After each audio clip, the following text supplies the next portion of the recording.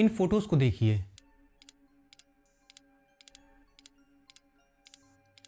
ये photo India के origin से लेकर आज तक के टाइम में हुए हिंदूज के परसिक्यूशन के बारे में बताती हैं। दिव्येश शर्मा जो कि एक साइकोलॉजिस्ट हैं, उन्होंने बताया कि परसिक्यूशन का मतलब किसी इंसान या कम्युनिटी का उनके पॉलिटिकल बिलीव या रिलीजन के बेसिस पर किसी दूसरे पावरफुल इंसान या पावरफुल कम्युनिटी द्वारा क्रूअल हैरेसमेंट या बिहेवियर को कहा जाता है। यानी जब कोई पावरफुल आदमी या लीडर किसी कमज़ोर आदमी के पॉलिटिकल बिलीव या उसके धर्म को नुकसान पहुंचाता है तो उसे परसिक्यूशन कहते हैं। इसी परसिक्यूशन के कारण हिंदू धर्म के लगभग 60,000 से ज़्यादा टेम्पल्स को तोड़ा गया है और कई लाख हिंदूज की जान ली गई हैं।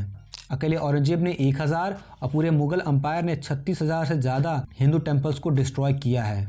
प्रेजेंट टाइम में परसिक्यूशन का सबसे बड़ा एग्जाम्पल हिटलर के रूप में हम देख सकते हैं, जिसने 60 लाख से ज़्यादा ज्यूइश लोगों को सिर्फ इसलिए मार दिया क्योंकि वो ज्यूइश कम्युनिटी से बिलोंग करते थे।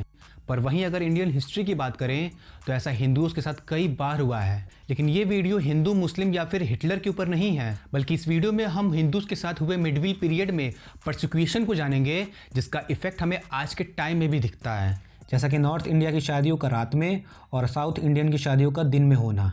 इन सभी चीज़ों का रीज़न इनकी हिस्ट्री से जुड़ा है, जिस पर हमारी आज की ये वीडियो है।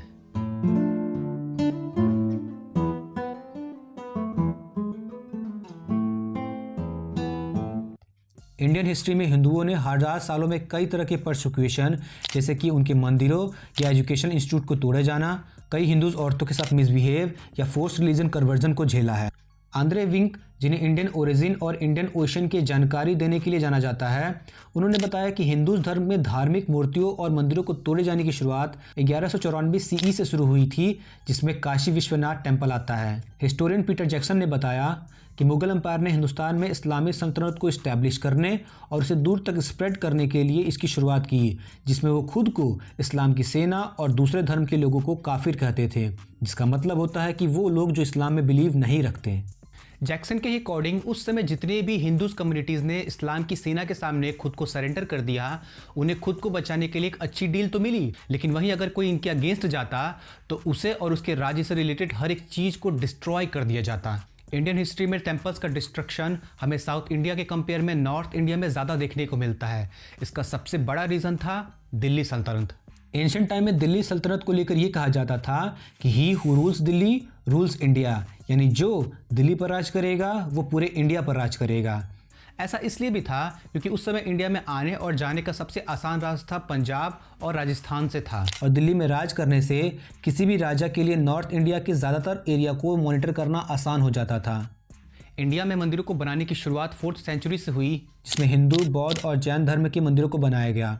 11th सेंचुरी आते आते इंडिया और इंडियन सब कॉन्टिनेंट के बाहर भी कई मंदिरों और धार्मिक स्थलों को बनाया गया, जिसमें कोलंबिया, वियतनाम, मलेशिया और इंडोनेशिया आते हैं। लेकिन 12th सेंचुरी आते आते जिस तरह मुगल शासकों का कंट्रोल इंडिया में बढ़ता गया, वैसे वैसे हिंदू टेम्पल्स का डिस्ट्रक्शन बढ़ता गया।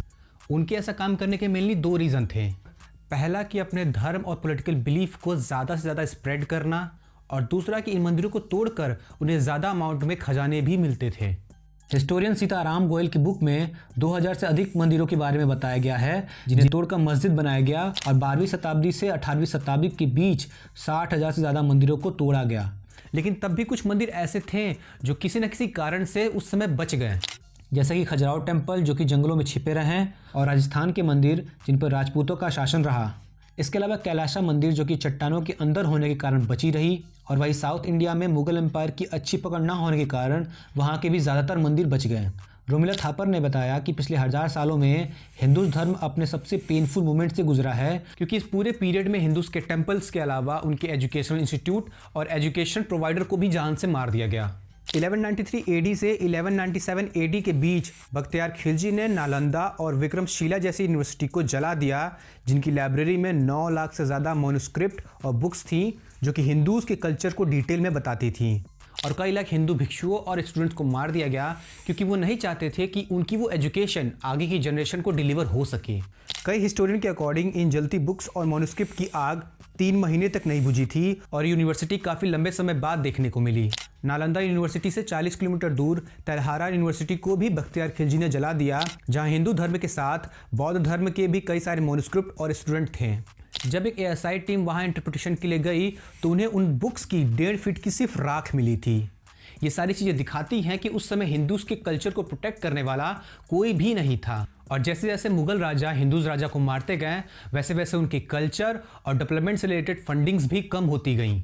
लेकिन इतनी सारी रिस्ट्रिक्शन और कहीं से ना मिलने वाले सपोर्ट के बाद भी कुछ ऐसे लोग थे जो छोटे छोटे ग्रुप में अपने कल्चर्स को प्रोटेक्ट कर रहे थे। जैसे कि बुक्का राय जो विजयनगर के राजा थे, उन्होंने हिंदू धर्म और उसके कल्चरल इंस्टीट्यूट को काफ़ी हद तक रिहैबिलिटेट करने की कोशिश की।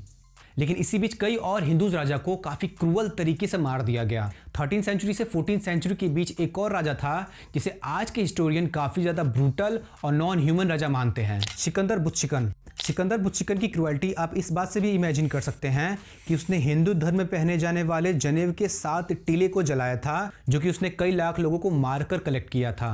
अपने पीरियड में उसने कई लाख हिंदुओं की जान सिर्फ एक जगह पर इसलिए ले ली क्योंकि उन्होंने इस्लाम को कबूल करने से मना कर दिया। और ये दोनों इंसिडेंट इंडियन हिस्ट्री में हिंदूज के साथ हुए सबसे ज़्यादा भयानक और नॉन ह्यूमैनिटी के बारे में बताते हैं।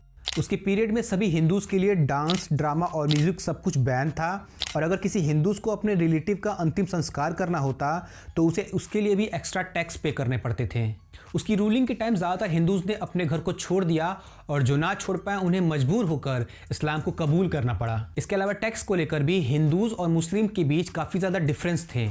हिंदूज जो टैक्स पे करते थे उसे जर्जिया या खरच कहा जाता था, जो कि उनकी लैंड रेवेन्यू का ऑलमोस्ट 50% होता था। वही मुस्लिम ज़कर या उसरू पे करते थे, जो कि उनकी लैंड रेवेन्यू का सिर्फ 10% होता था। इसके अलावा अगर हिंदूज औरतों की बात की जाए तो उनकी भी हालत काफ़ी ज़्यादा ख़राब थी। कुछ हिस्टोरियन के अकॉर्डिंग इन 700 सालों के बीच 300 मिलियन से ज़्यादा हिंदूज औरतों के साथ अत्याचार हुआ, जिसमें न्यूड मार्च और गैंग रेप जैसी चीज़ें आती हैं। और शायद इसी कारण हिंदूज के बीच जौहर प्रथा को शुरू किया गया, जब चित्तौड़ में कई हिंदूज औरतों ने अलाउद्दीन खिलजी के डर से अपने आप को आग में झोंक दिया।